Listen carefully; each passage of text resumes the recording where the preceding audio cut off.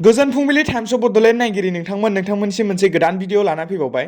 आसा खालामो नोंथांमोना बे भिडिअखौ जोबजासिम नायलांगोन होनना। दिनैनि बयनिख्रुइ गिबिसिन खौराङाव दं जोंहा ग्रेड 3 आरो ग्रेड 4 नि साख्रि थिसनथाइ होनाया बिटिआर सोरखारनि आखायावनो थागोन। थाबैनो बड'लेण्ड सेलेक्शन बर्ड दाफुंनायखौ साख्रियाव थिसनथाइ होनाय खामानिखौ जागायजेनगोन। बे बाथ्राखौ बुंदों राजु नार्जारी बिथाङा।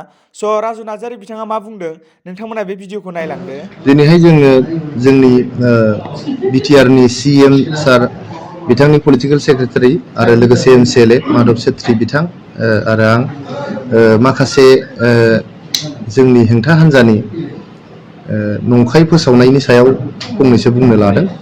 गिबियावनो थांनाय डिसेम्बरनि 6 खालार खालि आसाम गभर्नमेन्टनिफ्राय ग्रेड 3 आरो ग्रेड 4 बेसेबां साख्रि भेकेन्ट जानानै दं जोंनि बिटिआरनि सिङाव बेखौ मिथिनो लुबैनानै बा सारा आसामाव बेसेबां भेकेन्ट पस्ट दङ बेखौ मिथिनो लुबैनानै मोनसे लाइजाम हरदों।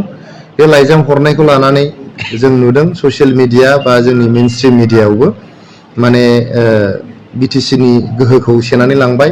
दानिफ्राय ग्रेड 3 ग्रेड 4 खौ आसाम गभर्नमेन्टआसो हरसिगोन। बे जोबोद मोनसे दुखुनांथाव बाथ्रा बेखौ बुंनाय जादों बा जोबोद मिनिथावबो जादों। जोंनि बिटिसिल' नङा जेसेबां 6 शिड्युल काउन्सिल दङ बेयाव ग्रेड 3 आरो ग्रेड 4 नि साख्रिखौ होनाय जायो। जों रिक्रुटमेन्टखौ साख्रिखौ जोंनो इन्टारभिउखौ बिटिआर गभर्नमेन्टआनो लागोन। नाथाय फाइनान्सियेल एप्रुभेलनि थाखाय बिसोरनि बेथननि बा दानारिनि एप्रुभेलनि थाखाय जेब्लानिफ्राय बिटिसिखौ सोरजिनाय जादों अब्लानिफ्रायनो स्टेट गभर्नमेन्टनिफ्राय एप्रुभेल नांगौ जायो। मानो होनबा जोंनाव फाइनान्स डिपार्टमेन्टआ गैया। 40टा डिपार्टमेन्ट जे बिटिसिआव दं दाथ' 39टा डिपार्टमेन्ट 39टा बावहाय फाइनान्स डिपार्टमेन्टआ गैया। बेनि थाखायनो फाइनान्सियेल एप्रुभेलनि थाखाय आसाम गभर्नमेन्टआव हरनो गोनां जायो। नाथाय नैबे जे मोनसे सार्भे दा बानायदों आसाम गभर्नमेन्टआ जे बेसेबां भेकेन्ट पस्ट दङ जोंनि बिटिआरनि सिङाव बा आसाम एज ए होल बेखौ मिथिखांनायनि उनाव जोंनो स्टेट गभर्नमेन्टनि फाइनान्सियेल एप्रुभेलनि दरकार जानाय नंला। मानो होनबा बेयो अलरेडि जे जोंनि मानगोनां आसामनि गिबि मन्थ्रि डक्टर हेमन्त बिश्व शर्मा बिथां लोगोसे आसाम गभर्नमेन्ट इउपिपिएल बिजेपि आरो एजिपिनि जे गभर्नमेन्ट दङ आसामाव 1 लाख साख्रि होनो थाखाय जे जोङो मोनसे बिथांखि लादों।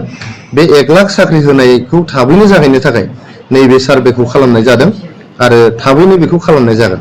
बेखायनो आङो बुंनो लुबैदों रायजो राजाफ्रा बेफोर नंखाय फोसावनायजों जेबो माने गोहोम खोख्लैजानो नाङा। जेबो माने बेखौ लानानै जेबो दावराव दावसि खालामनांगौ गैया। मानो होनबा ग्रेड 3 आरो ग्रेड 4 खौ जोङो बिटिआर गभर्नमेन्टआनो रिक्रुटमेन्ट खालामगोन। लोगोसेयै नोंथांमोना खोनाबाय थादों जे 12टा बिफानफोरखौ दिसपुराव हरफिनबाय होननानै बेबो जोबोद नंखाय बाथ्रा। जोङो आगोलाव बिटिसिआव मा जायोमोन जोंनि जौगालु हाबाफारिखौ सरकारफोरनो हरखांनायनि उनाव बेखौ नायबिजिरनो बा संदाननो जादोंना जायाखै बिनि गुना बेसेबां माबायदि जाखो लामाफ्रा दालांफ्रा बेफोरखौ नायनो थाखाय मानसि गैयामोन। दा जोङो बिटिआर सुक्तिनि गेजेरजों डिसि आरो एसपि फोरखौहाय प्रिन्सिपाल सेक्रेटारिनि गेजेरजों जोंनि सिएम सारनो बिथांमोना रिपर्ट होनांगौ। आसाम गभर्नमेन्टनोथ' बिथांमोना होखानांगौ। लोगोसेयै प्रिन्सिपाल सेक्रेटारिनि गेजेरजोंहाय बिथांमोना दा जोंनि सिएमनोबो रिपर्ट होनांसिगौ। दा रिपर्ट होनांगौलाय आरो जोंहा डिस्ट्रिक्ट लेभेलाव जिहेतु बेबायदि मनिटरिं आरो सुपारभिजननि जेबो मेकानिजम गैयामोन ओंखायनो जोंनि मोनसे अर्डार जोंनि बिटिसि गभर्नमेन्टनि अर्डारसो बियो आसाम गभर्नमेन्टनि अर्डार नङा। जोंनि बिटिआर गभर्नमेन्टनि प्रिन्सिपाल सेक्रेटारियासो मोनसे नटिफिकेसन होदों जे डिसि आरो डिसिफ्रा दानिफ्राय मनिटरिं आरो सुपारभिजन माने नायगिदिंनो मोनसे गोहो बिथांमोननो होनाय जादों। जोंनि खामानिफ्रा मोजां जादोंना जायाखै सोरबा जाख्ल'दों नामा सोरबा खामानिखौ लांनानै मावहैयाखै नामा बेफोरखौ नायगिदिंनो थाखायसो जोङो डिसिफोरखौहाय बिटिसि सरकारनि सिङाव लानानै फैदों। लोगोसे नोंथांमोना नुदों एसपि दिनैहाय पुलिस बिफाना गोदो बिटिसि गभर्नमेन्टनि आन्दाराव गैयामोन। नाथाय दा बिटिआर गभर्नमेन्ट जानाय लोगो लोगो मोनसे गभर्नरनि नटिफिकेसन नोंथांमोना नुदों जे एसपिआबो सुपारिनटेन्डेन्ट अफ पुलिस मोनब्रै डिस्ट्रिक्टनि एसपिफ्राबो दा जोङो प्रिन्सिपाल सेक्रेटारिनि गेजेरजों जोंनि बिटिआरनि चिफ एक्जिकिउटिभ मेम्बार सारनो रिपर्ट होनांगौ। गतिके बेजों जोंनि बिटिआर गभर्नमेन्टआ गोहोआ जोबोद बांसिनदोंसो। बिथांमोना बुंदों गोहोआ खम जादों। जेलानाखि डिसि आरो एसपिआ जोंनि बिटिआर गभर्नमेन्टनि अर्डार मथे थिननाय मथे बिथोन मथे खामानि मावगोन होमबा गोहोआ बांसिनखो ना खमखो बे सिम्पल मोनसे लजिक दा ओंखायनो रायजो राजाफ्रा बेफोर नंखाय फोसावनायजों जेबो इनफ्लुयेन्स जानो नाङा बेखौ खोनासंनायनि खुनु बाथ्रा गैया बिथांमोना फ्रास्ट्रेसन जादों गोबां बोसोर 17 बोसोर गोहोआव थानानै दा नैबे बोसोरसे गोहोआव गैयैयावनो बिथांमोना जोबोद दुरबल जादों जोबोद मोनसे रोनावनाय बायदि मोनसे थासारि जादों बिथांमोना एसे गोसो हमथानाया मोजां दाखालिसो फार्स्ट टाइम बोसोरसे जानायसो फार्स्ट टाइम दाखालिसो बिथांमोना एसेम्बलि गाफैफेरदों मोनसे मोजां अपोजिशननि रल बिथांमोना लानांगौ आं खावलायदों बिथांमोना जोंनि बे गुड गभर्नेन्सनि मोनसे बिथांखि जों लादों बेयाव हेफाजाब होनांगौ आरो जोंनि सरकाराव जोंनि इउपिपिएल बिजेपि आरो जिएसपि नि सरकाराव माबाफोर गोरोन्थि जायोबा मोनसे दायित्वशील अपोजिशननि बिथांमोना बिफाव लानानै बेखौ जोंनो आसि खिन्थानानै होनांगौ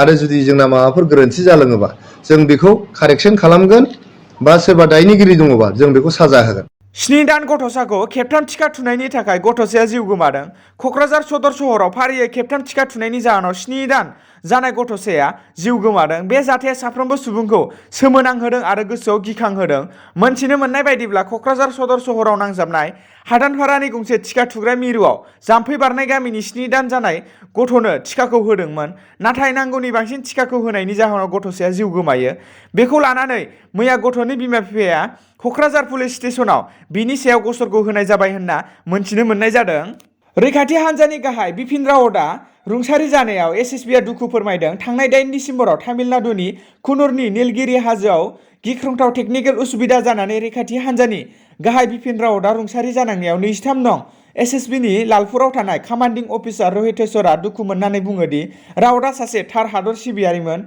बिथांनि थायैयाव हादरा गोबां खहा जाबाय मैया कमान्डिं अफिसार रहितेश्वरनि नुजाथिनायाव एसएसबिनि 23 नं बेटेलियननि गुबुन मावख'गिरिफोरजों लोगोसे जवानफोरा आफादनि जोहै बिपिन रावतजों लोगोसे बिनि बिसि आरो गुबुन 11 जवानफोरनि रुंसारि जानायाव दुखु फोरमायनानै 2 मिनिट सिरि आरज गाबो चिरां आरो क'क्राझार जिल्लानि बारग' इनडिएफ बिथामिनबा धीरेन्द्र बर'खौ मदद होग्रा बारग' इनडिएफ बि सोद्रोमाफोरा मैया इउपिपिएल हान्जाखौ मदद होबाय बिनि ओंथिया जाहैबाय इउपिपिएल दोलोआव हाबबाय मख'जाथावदि बिपिएफ हान्जायाव थानानै गावखौ गसंथानो हानाय नङा होनना बुंथिदों बारग' इनडिएफ बि सोद्रोमाफोरा फैबाय थानाय समाव प्रमद बर' दैदेननाय इउपिपिएल हान्जानि जानानै गोख्रों खामानि मावनो थांखि लायो धीरेन्द्र बर'खौ मदद होग्रा बारग' इनडिएफ बि सोद्रोमाफोरा दिनैनि गोथार फुंबिलिनि खौरां फोसावनाया एसेनोसै गोजोन्थों।